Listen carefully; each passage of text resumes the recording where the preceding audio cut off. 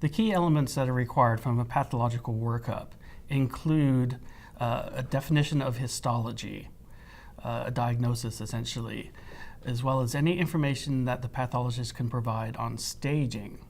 And in adenocarcinoma of the lung, it also requires a suite of molecular markers that are predictive of therapeutic activity for some of the active tyrosine kinase inhibitors that we have. From my point of view, as a molecular biologist who has focused exclusively on translational medicine and clinical trial development of cancer, a core biopsy is really essential compared to a fine needle aspirate. And the reason is it gives us sufficient material to do the suite of molecular analyses that is necessary for a full diagnostic workup.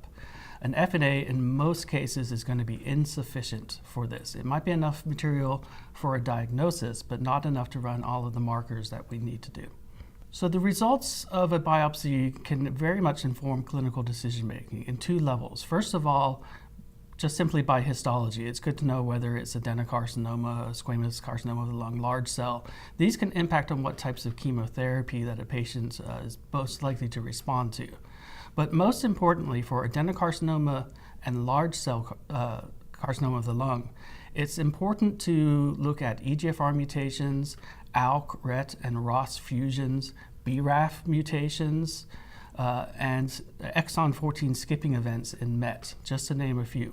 You have to perform this entire suite of analysis in order to have a complete diagnosis. If you're not, then you are selling your patient a little short. It's important for a pathologist and the treating physician to work as a team in this capacity. The reason is that there's a lot of information that needs to be communicated back and forth. If it's falling upon the pathologist to provide all the information on the molecular markers, EGF mutation for instance, then that needs to be communicated readily to the physician. In other cases, the physician may be asking or requiring particular tests.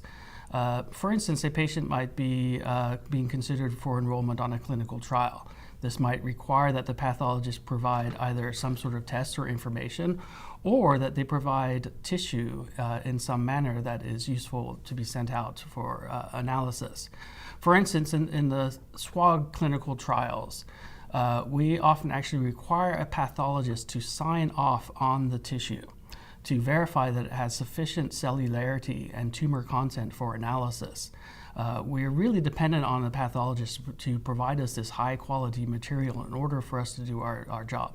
And the demands are getting longer because now we're looking at additional analyses, maybe even next generation sequencing, a lot of multiplexing and complex analyses, maybe a series of immunohistochemistry. So there's a lot of demand on that tissue.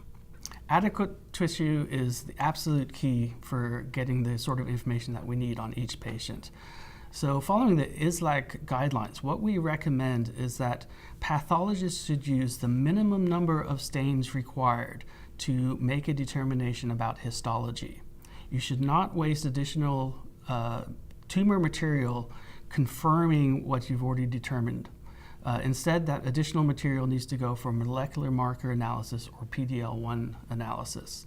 In the future, there will be additional markers that will be necessary for us to be able to define a patient for immune therapy. I think in the next 2 or 3 years, we're going to have a lot more markers beyond PDL1, and so it's really essential to save that tissue.